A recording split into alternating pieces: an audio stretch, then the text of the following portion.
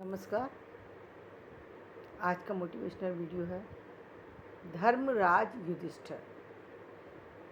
युधिष्ठिर के आगे धर्मराज क्यों जुड़ा? क्योंकि हम उन्हें धर्म से जुड़ा हुआ पाते हैं। हम ये मानते हैं कि युधिष्ठिर धर्म पर चलने वाले व्यक्ति थे। लेकिन क्या आप जानते हैं कि युधिष्ठिर तो क्या, उस समय के सारे राजा धर्म विरोधी आचरण करते थे। ये बात कहना नहीं चाहिए, लेकिन ये सत्य है।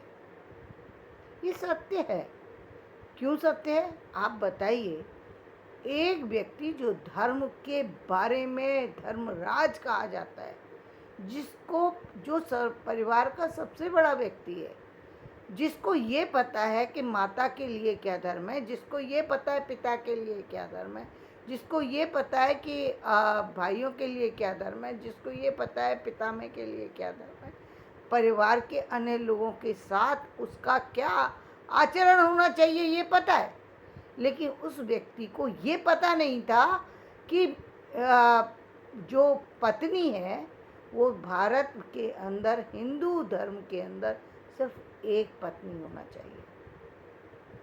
यदि आप एक से ज़्यादा पत्नी रखते हैं या करते हैं तो आपका किसी कारण से यदि आप उससे अलग हुए तभी रख सकते हैं, उसके अलावा नहीं। उसके अलावा आप किसी भी पराई स्त्री को देख भी नहीं सकते। इतना भी हमारे यहाँ धर्म के विरोध में कहा गया है। हिंदू समाज के लिए ये बात कही गई है कि माँ अपनी माँ और बहन को जो है जिस तरीके से वो देखते हैं उसी तरीके से अन्य परिवार की बहन और बेटियों को देखें। सिर्फ अपनी पत्नी को ही सिर्फ पत्नी की तरीके से देखने का अधिकार है और किसी को नहीं। और ऐसा व्यक्ति जो धर्मराज कहलाता हो, जो धर्म से जिसको जोड़ करके देखा गया हो, जो धर्म जो राजा के पद पर आसीन हो, जो एक ऐसे वंश का राजा हो जो आने वाले समय का राजा बनने वाला था, उस व्यक्ति को ये पता नहीं था कि पत्नी सिर्फ एक होती है, दूसरी पत्नी नहीं बन सकती है। तो कैसे उन्होंने अपनी माँ की कही हुई बात को मान लिया? फिर तो कोई ये भी कह सकता था कि माँ को मार दो। मार मुंह से निकली हुई बात ही सत्य थी ना, कि माँ ने कह दिया पांचों बांट लो। माँ ने नहीं देखा और कह दिया पांचों बांट लो। जब द्रौपदी को लेकर के आए, अर्जुन पहुंचे तो अरे माँ ने तो देखा ही नहीं था, बोल दिया। तो जिस चीज़ को बोल दिया है वही काम करोगे ना आप। हम तो कहते हैं आप फांसी लगा लो, लगाओ ना फांसी, क्योंकि आप तो वही बात मानते हो जो दूसरे कहते हैं। आपके अपना दिमाग है नहीं, अपनी शक्ति है नहीं। आप राजा फिर बने कैसे? आप राजा बने कैसे? यदि आपके अंदर विवेक नहीं है तो आपको राजा के पद पर बैठने का अधिकार किसने दिया? लेकिन पहले के समय में ऐसा था कि राजा लोग जो है वो ध्यान ही नहीं देते थे। बहुत सारे धर्म विरुद्ध आचरण हुए। क्यों हुए? क्योंकि उनको ये बताया ही नहीं गया। उससे या बताया गया तो भी उन्होंने उसकी अवहेलना की, या तो बताया नहीं गया या फिर उन्होंने उसकी अवहेलना की। जो काम उनके फेवर में होता था सिर्फ वो उसको ही अपने सामने रखते थे। इसीलिए उन्होंने पहले पांचों भाइयों में पत्नी को बांटा। तो ये धर्म के विरुद्ध आचरण किया। पहला आचरण गलत था ये, कि आपने एक परिवार के 5 भाई जो है एक पत्नी के साथ विवाहित नहीं होने चाहिए थे, लेकिन हुए। और यदि विवाहित हो गए थे तो आप दूसरा विवाह, पहली बात तो ये बात ही धर्म विरुद्ध थी। ये बात अन्य लोगों ने भी कैसे, परिवार के अन्य लोगों ने भी कैसे स्वीकार की? ठीक है, हमारे घर का बच्चा, राजवंश था ना सर, राजाओं के बच्चे थे तो राजाओं को, अन्य भी तो उनके बड़े जितने लोग थे, क्या उन लोगों को ये पता नहीं था कि मेरा पुत्र जो है या मेरी जो बहू है उसने किसी कारण से बिना देखे हुए ये बोल दिया कि पांचों भाई बांट लो, तो ये तो गलत हो जाएगा। 5 भाई नहीं बांट सकते, धर्म के विरोध में जा रहे हैं। तो उस समय रोका क्यों नहीं पत्नी उसको, द्रौपदी को के साथ में सिर्फ वही अर्जुन ही रहेगा, बाकी और लोग नहीं रहेंगे। लेकिन नहीं रोका गया, नहीं रोका गया। ये धर्म विरुद्ध आचरण था। महाभारत तो हुआ ही इसलिए कि वहां पर पूरा, महाभारत का मतलब होता है विशेष, यहाँ पर महाभारत शब्द एक अलग अर्थ में प्रस्तुत हुआ है, यानी एक लड़ाई, सामान्य लड़ाई, एक विशेष लड़ाई, विशेष युद्ध के लिए इस महाभारत शब्द का प्रयोग हुआ है कि एक बहुत बड़ा संग्राम। और क्यों हुआ था? क्योंकि सारी अनीतियां हो रही थी, सारी अनीतियां ही हो रही थी, नीति की कोई बात ही नहीं थी। इसलिए ये इतना बड़ा युद्ध हुआ, और इसलिए वो समाज के लिए जानने योग्य बना। वो धर्म ग्रंथों से जुड़ा क्यों?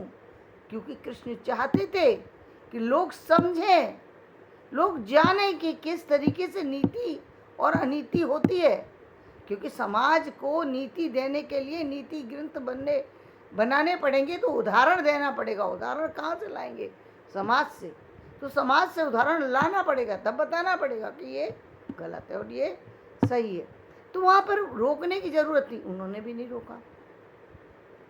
फिर उसके बाद भी दूसरा विवाह जब उन्होंने किया, तब भी किसी ने नहीं रोका, सबने दूसरे विवाह किए। तो ये क्या था? उस व्यक्ति ने ये सारे काम किए जिसको पदवी दी गई, किस चीज की? धर्मराज युधिष्ठिर। ये गलत था।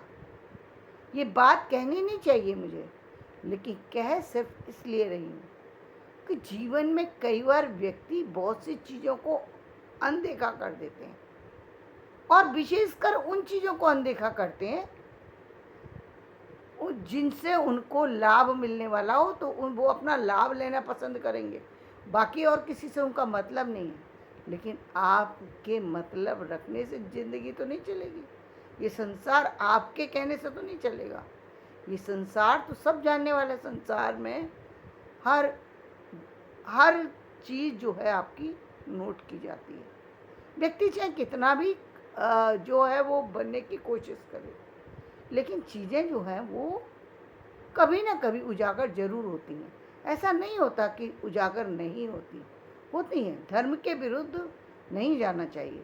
धर्म की मर्यादा में रहकर आप काम करेंगे, बात ठीक है, लेकिन धर्म विरोधी होकर के आप काम करेंगे तो आप कभी ना कभी तो आपको नुकसान उसका उठाना ही पड़ेगा। और ये नुकसान ही है कि आज हम जब हम चर्चा कर रहे हैं, तो एक तरफ हम उनको धर्मराज युधिष्ठिर कह रहे हैं, दूसरी तरफ हम उनके बारे में इस बात की चर्चा कर रहे हैं। ये कितना बड़ा नुकसान है। एक राजा के लिए कितना बड़ा नुकसान है कि उसके सम्मान पर एक छींटा भी पड़ गया, जबकि उनको धर्मराज के नाम से जाना जाता है। ये छींटा क्यों पड़ा? क्योंकि लोगों ने उसको अनदेखा किया, एक समय तक किया। लेकिन कब तक इन सारी चीज़ों को, और इसीलिए कहा गया महाभारत पढ़ना ही नहीं चाहिए। क्यों नहीं पढ़ना चाहिए भाई? इसलिए नहीं पढ़ना चाहिए कि क्योंकि वो उसके पढ़ने से जो है घर के अंदर लड़ाइयाँ होती हैं या लोग जाग जाते हैं, और आप जगाना नहीं चाहते, आप सच को छुपाना चाहते हैं।